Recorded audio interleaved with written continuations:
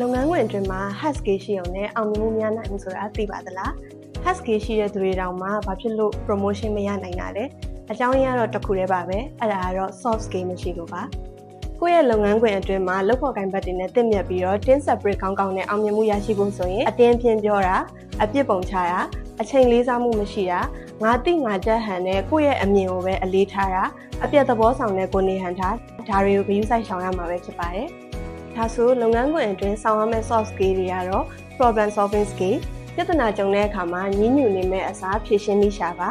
accountability ကိုယ့်ရဲ့လုပ်ရအတွက်အပြည့်အဝတာဝန်ယူမှုရှိပါ micro respect ကိုယ့်ရဲ့လုပ်ဖော်ကိုင်ဘက်တွေအပေါ်မှာအသေးဖွဲအစား respect ရှိပါ knowledge sharing အသိပညာမျှဝေပါ emotional intelligence ရှိနဲ့ပြုမှုနေထိုင်ပါတင့်ရဲ့အပြုမှုကောင်းတွေကတင့်ရဲ့တန်ဖိုးမြင့်တင်ပေးသွားမှာဖြစ်တဲ့အတွက်ကြောင့်မလို့ဒီလိုအပြုသဘောဆောင်တဲ့အလေးကျင့်တွေရှိမယ်ဆိုရင်ကျွမ်းကျင်မှုတွေမကဘဲနဲ့လုပ်ဖော်ကိုင်ဘက်တွေနဲ့ပေါင်းသင်းဆက်ဆံတဲ့နေရာမှာပါအဆင်ပြေချောမွေ့ပြီးတော့အောင်မြင်တဲ့သူတစ်ယောက်ဖြစ်လာပါလိမ့်မယ်